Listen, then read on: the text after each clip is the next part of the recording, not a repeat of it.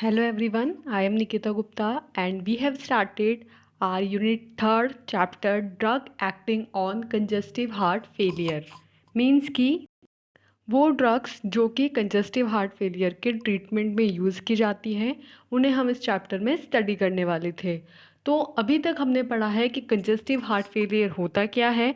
Then हमने पढ़ा कि हम कैसे कंजस्टिव हार्ट फेलियर को आइडेंटिफाई कर पाएंगे यानी उसके सिम्टम्स और उसे उसके सिम्टम्स के बिहाफ पे क्लासिफाई किया।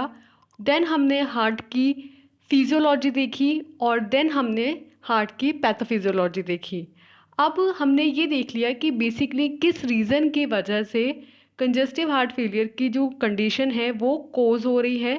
तो उसके बिहाफ पे हमारी जो बॉडी है वो कैसे कंपनसेट करती है, कैसे एक्शन परफॉर्म करती है ताकि एक नॉर्मल मेंटेनेंस आ सके, तो हम उसको स्टडी करेंगे। सो हमारा नेक्स्ट टॉपिक है कंपनसेटरी मैकेनिज्म इन CHF कि CHF की कंडीशन में हमारी जो बॉडी है उसमें कैसे कंपनसेटरी मैकेनिज्म परफॉर्म होती हैं। तो इसके लिए दो मैकेनिज्म्स हैं। पहला है न्यूरोहिमोरल रिफ्लेक्स, मीन्स कि न्यूरॉन्स का और हार्मोन्स का रिफ्लेक्स एक्शन जिसके थ्रू कंपनसेट होगा। सो इसमें क्या होता है, the compensatory mechanism increases the work of the heart and can further contribute to the decline in the cardiac function.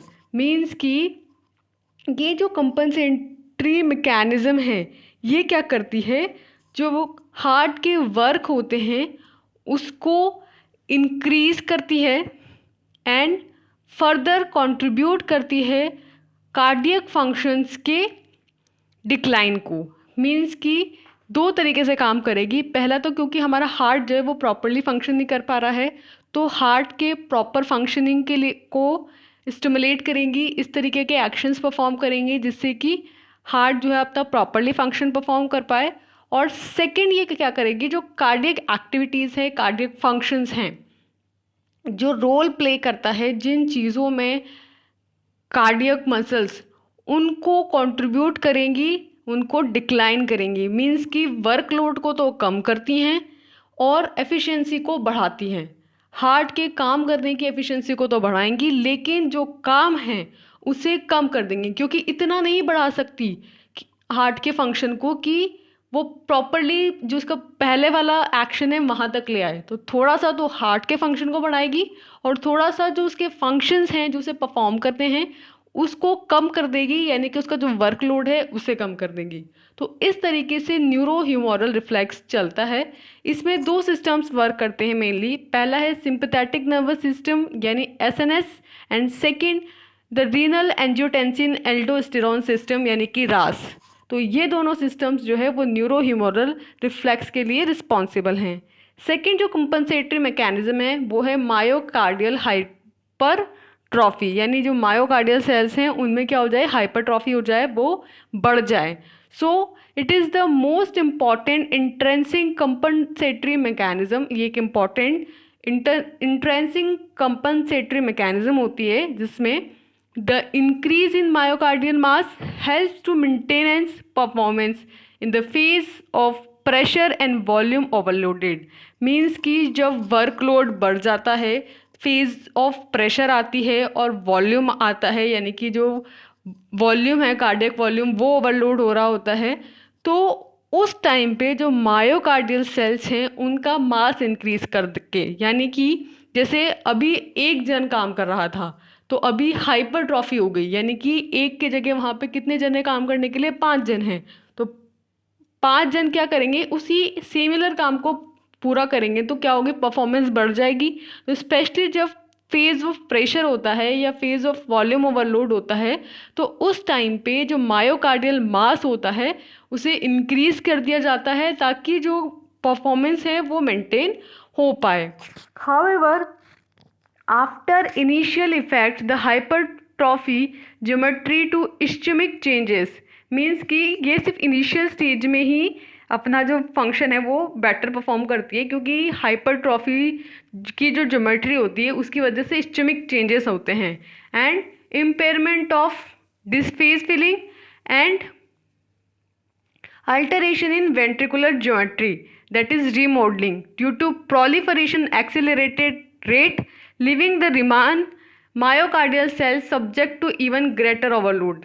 Means कि इनिशियल स्टेज में तो क्या करेगा, वो जो कार्डियक फंक्शंस हैं उनको परफॉर्म करेगा और वर्कलोड को कम करेगा, लेकिन एक सर्टेन टाइम के बाद जो हाइपरट्रॉफी है उसकी ज्योमेट्री की वजह से इस्चेमिक चेंजेस आते हैं और जो डिस्टॉल के टाइम पे फिलिंग होती है हार्ट के वेंट्रिकल्स की वो इम्पेयर्ड होती है, वेंट्रिकल्स की जो ज्योमेट्री होती है उनकी रीमॉडलिंग होती है वो अल्टर होती हैं, क्योंकि एक टाइम के बाद जो प्रोलिफरेशन हुआ है, जो सेल्स की ज़्यादा ग्रोथ हुई है, जो एक्सेलरेशन हुआ है, तो उसकी वजह से ज़्यादा वर्क परफॉर्म करने लग जाएगी हार्ट के सेल्स, क्योंकि नंबर ज़्यादा हैं, ठीक है। फिर उसकी वजह से जो रेट है वो एक्सेलरेट हो जाएगा काम करने की, और वो एक मार्क छोड़ देगी मायोकार्डियल सेल्स पे, जिसकी वजह से जो वर्कलोड है वो ओवरलोड ज़्यादा हो जाएगा।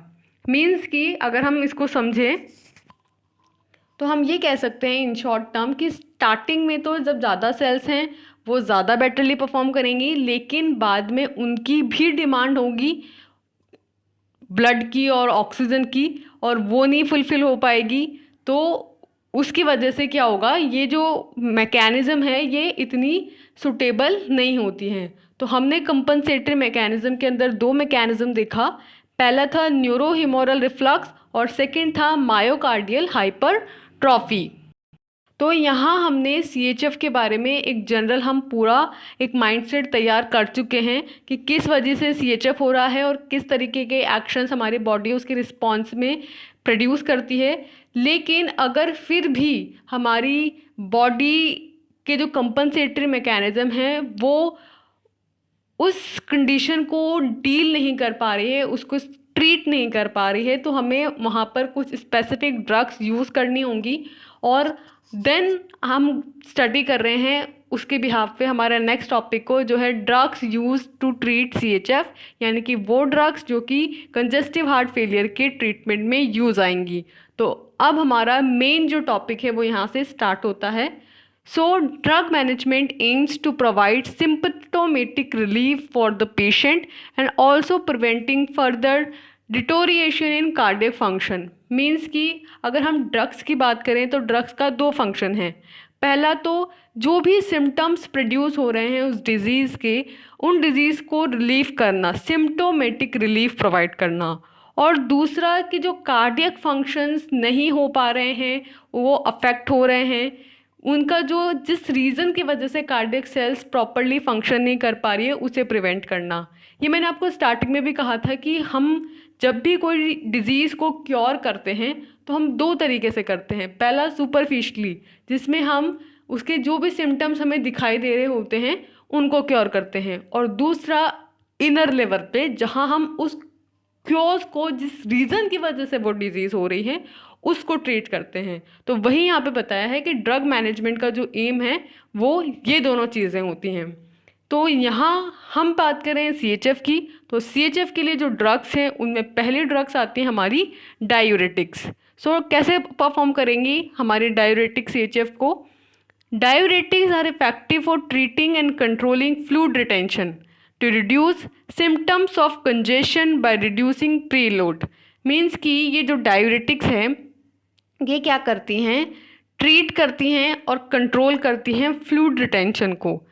यानी कि डायूरेटिक्स मतलब कि वो जो यूरेसिस नहीं होने देंगे, यानी यूरिन को एक्सक्रीट आउट नहीं होने देंगे। तो यूरिन जो है वो जब एक्सक्रीट आउट नहीं होगा तो वो कहाँ रहेगा, बॉडी में ही रहेगा, ब्लड में ही रहेगा, तो जिसकी वजह से क्या कह सकते हैं हम, फ्लूइड का रिटेंशन हो रहा है। तो ये जो डायूरेटिक्स है वो बेसिकली किस में इफेक्टिव है, ट्रीट करने में और कंट्रोल करने में फ्लूइड का रिटेंशन। सेकेंडली क्या करते हैं, to reduce the symptoms of congestion by reducing preload. Means कि ये प्रीलोड को रिड्यूस करके जो कॉन्जेशन के सिम्टम्स हैं उसे भी ये रिड्यूस करते हैं, but do not prevent disease progression. Means कि ये सिम्टम्स को रिड्यूस करेंगे, सिम्टम्स को मिटाएंगे, लेकिन ये डिजीज़ के प्रोग्रेशन में इनका कोई रोल नहीं होता, उसको ये नहीं प्रिवेंट करते हैं। जैसा कि मैंने कहा कि कुछ ड्रग्स सिम्टम्स को रिलीव करेंगी और कुछ जो है कार्डियक फंक्शन को वापस से रिस्टोर करेंगी। तो ये वाले जो डाययूरेटिक्स की अगर हम बात करें तो ये बेसिकली सिम्टोमेटिक रिलीफ प्रोवाइड करती हैं, और ये मेन जो कार्डियक इशू है, जो कॉन्ट्रैक्शन नहीं कर पा रहे वेंट्रिकल्स, उनको एक्ट नहीं करेगी, ये सिर्फ एक कंपनसेटरी मैकेनिज्म ही प्रोवाइड करेगी। If used alone can stimulate renin angiotensin system and accelerate disease progress. इसमें जो ड्रग्स आएंगी वो हैं फ्यूरोसेमाइड एंड हाइड्रोक्लोरथायाजाइड। यानी कि अगर आप इसे अकेले दे रहे हैं तो ये बेसिकली जो रास है, रेनिन एंजियोटेंसिन सिस्टम है, उसको स्टिमुलेट करेगी और इस तरीके से जो डिजीज़ प्रोसेस है उसे एक्सिलरेट करेंगी। इसके अंदर जो ड्रग्स हैं वो हैं फ्यूरोसेमाइड एंड हाइड्रोथायाजाइड। तो बेसिकली ये क्या करेंगी, फ्लूइड रिटेंशन करेंगी और जो प्रीलोड के सिम्टम्स हैं, जो कंजेशन के सिम्टम्स हैं, उसे रिड्यूस करेंगी। देन आते हैं सेकंड आपके वेसोडायलेटर्स। पहले थे डाययूरेटिक्स, दूसरे हैं वेसोडायलेटर्स। वेसोडायलेटर्स नाम से पता चल रहा है कि वो एजेंट्स जो कि वेसल्स को क्या कर देंगे, डायलेट कर देंगे। जब वेसल्स को डायलेट कर देंगे तो जो वर्कलोड है, जो प्रेशर है, वो कम हो जाएगा। इसमें जो क्लासेस हैं उनमें पहली क्लास है ACE इनहिबिटर्स, यानी renin angiotensin converting enzyme inhibitor. Means कि वो एंजाइम जो कि एंजियोटेंसिनोजन को एंजियोटेंसिन 1 में कन्वर्ट करता है, उस एंजाइम को इनहिबिट करके क्या करेंगे, वेसोडाइलेशन करेंगे विथ एंजियोटेंसिन रिसेप्टर ब्लॉकर। अब इसमें AC इनहिबिटर्स दे सकते हैं और अलग क्लास है एंजियोटेंसिन रिसेप्टर ब्लॉकर्स की, पर दोनों फंक्शन सेम ही करते हैं, तो दोनों को साथ दे सकते हैं। और ये दोनों ही क्या करते हैं, डिक्रीज करते हैं cardiac preload and afterload and prevent the ventricular remodelling. तो इस तरीके से AC inhibitors with angiotensin receptor blocker यानी AT ब्लॉकर्स के साथ देंगे, जो कि प्रीलोड आफ्टरलोड को रिड्यूस करेंगे और वेंट्रिकुलर रीमॉडलिंग को प्रिवेंट करेंगे। इसमें जो ड्रग्स आती हैं वो है लोसार्टेन और रेमिप्री। सेकेंड जो क्लास है वो है arteries and veins vasodilator. Means कि वो एजेंट्स जो कि आर्टरीज को और जो वेन्स हैं उनको डायलेट करेंगे, क्योंकि वेसोडाइलेशन क्लास में है तो बेसिकली ये क्या है, आर्टरीज और वेन्स पे वर्क करती हैं। इसमें जो ड्रग आती हैं वो है हाइड्रेलाजीन। नेक्स्ट थर्ड क्लास है वेन्स वेसोडाइलेटर्स, यानी ये जो है सिर्फ वेन्स को वेसोडाइलेट करेंगी। इसमें ड्रग आएंगी आइसोसोर्बाइड। फोर्थ क्लास है पोटेशियम चैनल ओपनर्स, यानी कि वो एजेंट्स जो कि पोटेशियम चैनल को ओपन करते हैं और बाय एक्सचेंजिंग आयन जो पोलैरिटी है उसको चेंज करके वेसल्स को डायलेट करेंगे। इसमें जो ड्रग्स आती हैं वो है मिनॉक्सिडिल। नेक्स्ट क्लास है brain natriuretic peptide, that is BNP। इसके अंदर जो ड्रग्स आती हैं वो है नेसिरिटाइड।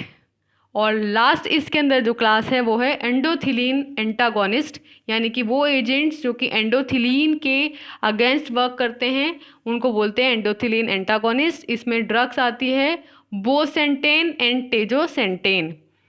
थर्ड क्लास आती है cardiac inotropic agents. Inotropic agents means वो एजेंट्स जो कि फोर्स ऑफ कंट्रैक्शन को बढ़ा देते हैं। कार्डियक आइनोट्रॉपिक एजेंट्स में वो एजेंट्स आएंगे जो कि कार्डियक मसल्स की आइनोट्रॉपिक इफेक्ट को बढ़ा देंगे। इसमें जो क्लासेस आती हैं उनमें पहली क्लास है कार्डियक ग्लाइकोसाइड। तो कार्डियक ग्लाइकोसाइड में कौन आएंगे, डिगॉक्सिन और डिजिटोक्सिन। और सेकंड इसके अंदर आते हैं बीटा एड्रिनोनर्जिक एगोनिस्ट। मीन्स कि वो एजेंट जो बीटा एड्रिनर्जिक रिसेप्टर्स पे जाएंगे और वहाँ एगोनिस्ट एक्शन शो करेंगे, सिमिलर एक्शन शो करेंगे। इसके अंदर जो ड्रग्स आती हैं वो है डोब्यूटामाइड एंड डोमपेरिडोन, जो कि क्या है, एक फॉस्फोडाइएस्ट्रेस इनहिबिटर है। और फॉस्फोडाइएस्ट्रेस इनहिबिटर में क्या आएंगी, मिनोरॉन और मिलरिनॉन। नेक्स्ट है fourth class, that is beta blocker activation. जैसे कि अभी हमने लास्ट क्लास देखी, बीटा एड्रिनो रिसेप्टर एगोनिस्ट यानी कि बीटा एड्रिनर्जिक जो रिसेप्टर्स हैं उनके सिमिलर एक्शन परफॉर्म करके हम आयनोट्रॉपिक इफेक्ट शो कर सकते हैं। अब हम नेक्स्ट क्लास देख रहे हैं बीटा ब्लॉकर एक्टिवेशन, यानी कि अगर हम बीटा ब्लॉकर्स का एक्टिवेशन करेंगे तो क्या होगा। Beta blocker activation of sympathetic nervous system is a contributory factors in the pathophysiology of heart failure. Means कि जब बीटा ब्लॉकर्स का एक्टिवेशन हो जाता है तो ये जो है एक कॉन्ट्रीब्यूटरी फैक्टर होता है हार्ट फेलियर में, जो कि सिंपैथेटिक नर्वस सिस्टम का एक्शन होता है। अब जब ये बीटा ब्लॉकर अपना एक्शन प्रोड्यूस करते हैं तो क्या होता है कि बीटा ब्लॉकर प्रिवेंट ग्लिकमेटेशन of sympathetic nervous system by inhibiting the active action of catecholamines, that is non-adrenaline and adrenaline at beta adrenergic receptors, thus improve ventricular function। Means कि ये जो बीटा ब्लॉकर्स होते हैं जो कि सिंपैथेटिक नर्वस सिस्टम को estimate करते हैं, ये क्या करते हैं, जो कैटकोलामीन्स हैं जैसे कि नॉर एड्रेनलिन और एड्रेनलिन, उनके एक्शन को इनहिबिट कर देते हैं बेसिकली जो बीटा एड्रेनर्जिक रिसेप्टर्स हैं उन पे, क्योंकि ये क्या है बीटा ब्लॉकर्स, तो बीटा रिसेप्टर्स पे जाएंगे और बीटा रिसेप्टर्स को ब्लॉक कर देंगे और जिसकी वजह से जो सिंपैथेटिक एक्शन है वो नहीं परफॉर्म होगा, जिसकी वजह से जो वेंट्रिकुलर फंक्शन है वो इम्प्रूव हो जाता है। अब कुछ patients with chronic stable heart failure response to favourable to certain beta blockers, that is carvedilol and metoprolol, in spite of the fact that these drugs can produce acute decompensation of heart function। Means कि हमने क्या देखा कि ये beta blockers basically क्या करेंगे, beta receptors को block कर देंगे और जो कैटकोलामीन्स का एक्शन है उसे इनहिबिट कर देंगे और इस तरीके से ये वेंट्रिकुलर फंक्शन को परफॉर्म करते हैं, उसको इम्प्रूव करते हैं। अब कुछ पेशेंट्स हैं जो क्रॉनिक स्टेबल हार्ट फेलियर के लिए रिस्पॉन्स जो देते हैं वो सर्टेन बीटा ब्लॉकर्स के थ्रू देते हैं, जैसे कि कार्वेडाइल हो गया और मेटोप्रोलोल हो गया।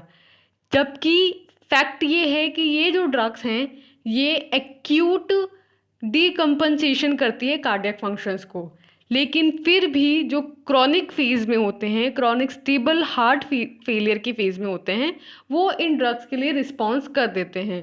तो यहाँ पे हमने फोर्थ क्लास देखी बीटा ब्लॉकर्स की कि ये बेसिकली क्या फंक्शन परफॉर्म करते हैं, लेकिन फिर भी कुछ सर्टेन कंडीशंस में बीटा ब्लॉकर्स को भी यूज़ किया जाता है।